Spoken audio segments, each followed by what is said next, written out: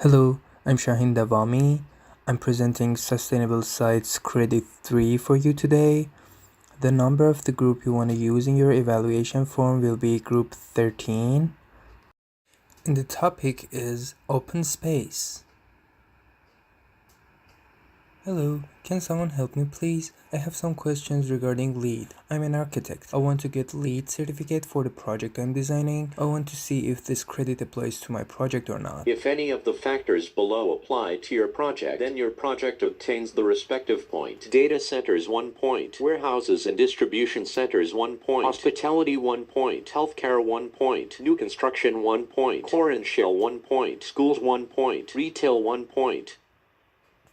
But I can't see the relevance. What's the purpose behind this credit? To create exterior open space that encourages interaction with the environment, social interaction, passive recreation, physical activities. So what are the requirements for open space credit? I want to apply them to get the credit. Provide outdoor space greater than or equal to 30% of the total site area, including building footprint. That simple? LOL, of course not.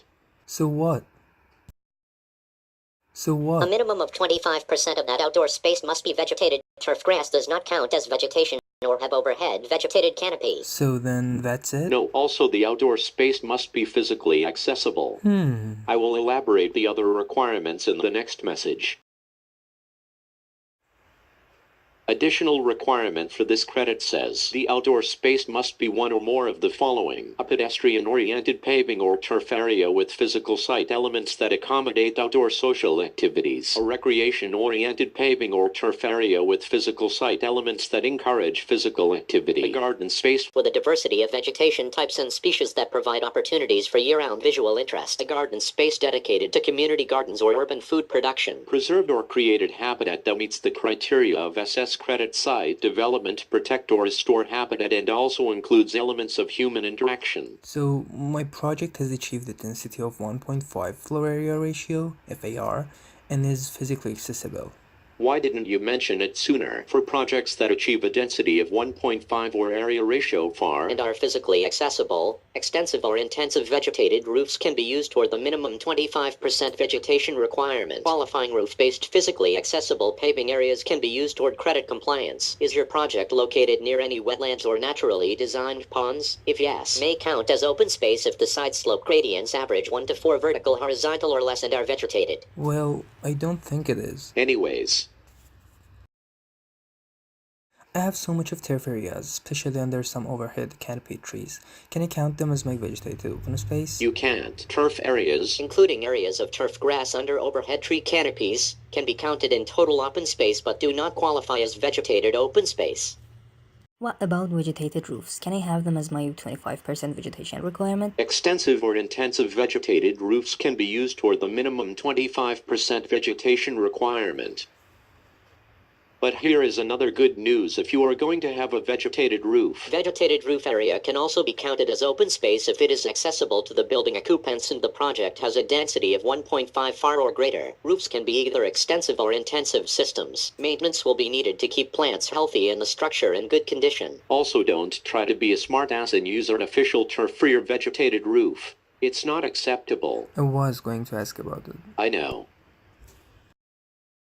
Another thing to keep in mind is that you should design open spaces for the specific project location. For example, a xeriscape area might be appropriate in arid locations. I have a few small useless spaces in the middle of my parking spaces. I want to grow a small strip of turf on each to use them as vegetated open spaces. Reference guide says that you cannot do this. Open spaces must be usable. A small strip of turf in a parking lot does not meet the intent of the credit. Artificial turf does not count as vegetation or hardscape. Projects may count ponds or wetlands that occur naturally or are designed to function similarly to natural site hydrology and land cover, provided they meet the credit requirements.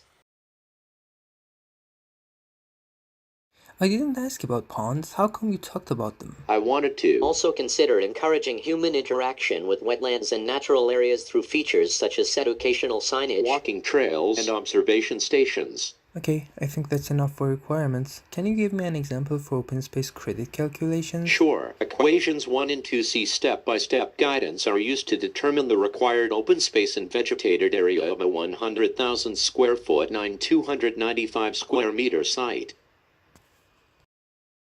That's complicated. Can you give me a step-by-step guidance? Yes, just a second. No problem. Thanks.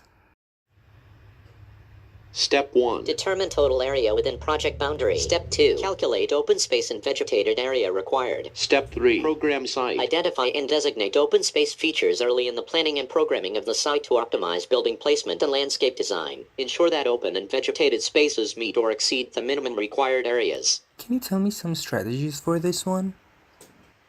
Consider the following strategies to optimize open space use. Coordinate open space features early in the planning and programming phase to optimize building placement and landscape design. Master planning occurs well before the conceptual design phase of the building development. Facilitating a chat with the future building occupants. Design team and community members may help in planning for open space that meets the needs of the users. Design a compact parking and road footprint layout to preserve open land and provide connections to adjacent ecosystems. Tighten program needs and stack or plans to reduce the building footprint. Maximize or area ratio far and accessibility for the greatest range of open space credit options. As outlined in the credit requirements. Thank you. Were there any remaining steps?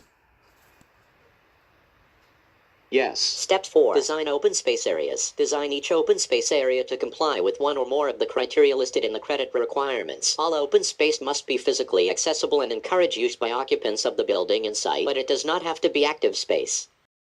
It was obvious. I didn't need any further explanation. Well, We will see it when you are going to get the LEED certificate for your project. Well, what about the documentation? What things need to be documented to be sent to LEED for consideration?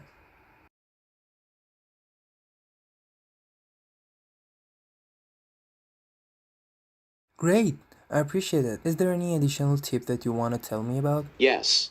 1. Do not send me WhatsApp messages anymore after this. And some related credit tips. SS credit site development protect or restore habitat. Preserved or created habitat including vegetated roofs that meets the criteria of the related credit and includes elements of human interaction can also count towards this credit. SS credit rainwater management. Wetlands or naturalistic ponds designed for rainwater collection may count as open space for this credit. SS credit heat island reduction. Vegetated roofs and high reactance paving on roof decks and terraces can contribute to requirements for the related credit. Vegetated roofs can also be counted as open space if the roof areas are accessible and the project has a density of 1.5 far or greater. SS credit site assessment. A site's assessment can identify open space opportunities and vegetated areas to preserve, which will support achievement of this credit.